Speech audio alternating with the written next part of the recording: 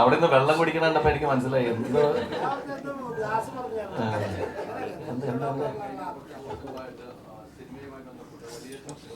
എന്ത്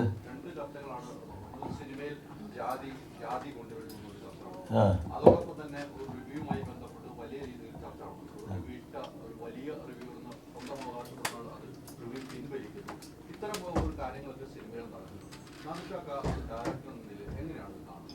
അല്ല, cinema reviews സിനിമയെ ബാധിക്കില്ല എന്ന് പറയാൻ പറ്റില്ല. റിവ്യൂസ് സിനിമയെ ബാധിക്കും. കാരണം വെച്ചിട്ടുണ്ടെങ്കിൽ ഈ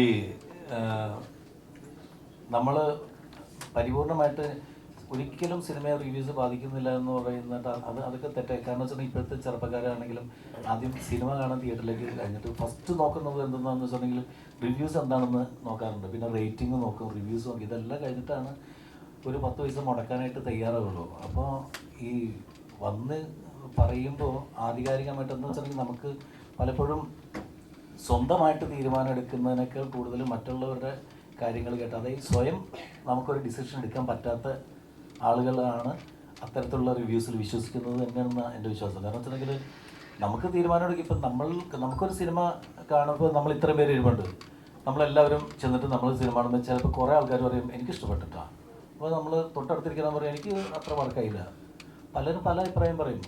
ആ അഭിപ്രായം എല്ലാം കൂടി ഇത് പൊതുവായിട്ടുള്ള ഈ സിനിമയുടെ മൊത്തത്തിലുള്ള സംഭവം ഇതാണ് എന്ന് പറഞ്ഞ് ആധികാരികമായിട്ട് കയറിയെന്ന് പറയുമ്പോൾ അവരെ സപ്പോർട്ട് ചെയ്യുന്ന കുറേ ആളുകളും എല്ലാം വിശ്വസിക്കുന്നതെന്ന് വെച്ചിട്ടുണ്ടെങ്കിൽ പുള്ളി പറഞ്ഞു അപ്പോൾ ഇനി അതങ്ങനെ തന്നെയാണ് എന്നും പറഞ്ഞിട്ട് വരുമ്പോൾ എന്ന് പറഞ്ഞാൽ സിനിമയെ ബാധിക്കും.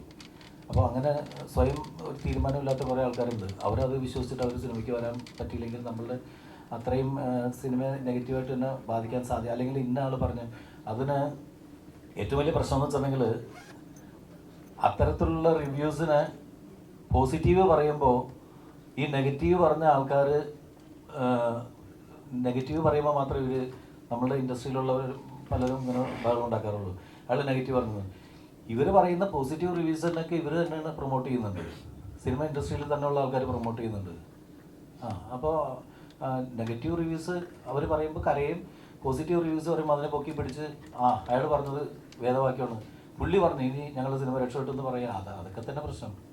അപ്പോൾ അതിൻ്റെ പേരിൽ റിവ്യൂസ് എന്ന് പറയുന്നത് കറക്റ്റായിട്ടുള്ള റിവ്യൂസ് എന്ന കാര്യങ്ങൾ നമുക്ക് കൃത്യമാണോ അതോ ഫേക്കാണോ ഇവർ പറയുന്നത് വൈരാഗ്യ ബുദ്ധിയോടുകൂടിയാണോ ഇതൊന്നും പറയാൻ പറ്റാത്തൊരവസ്ഥയിലേക്ക് പോവുകയാണ്. നമുക്ക് നമ്മുടേതായ തീരുമാനം എടുക്കുക. നമ്മൾ സിനിമ കാണുക, അത് കൊള്ളൂല്ലെങ്കിൽ നമുക്ക് മുഖത്തൊക്കെ പറയാം എനിക്കിഷ്ടമില്ല എന്ന് പറയാം. പക്ഷേ വളരെ മോശമാണ് ഈ സിനിമ എന്ന് ആധികാരികമായിട്ട് പൊതുവായിട്ടുള്ള ജനത്തിൻ്റെ അഭിപ്രായമാണോ ഞാൻ പറയുന്നത് എന്നുള്ള ധാരണയിൽ പറയാതിരിക്കുക എന്നുള്ള റിക്വസ്റ്റ് ഉണ്ട്. കാരണം കാണുന്നതും കണ്ടുപോട്ടെ. ചിലർക്ക് ഇഷ്ടപ്പെടും, ചിലർക്ക് ഇഷ്ടപ്പെടില്ല.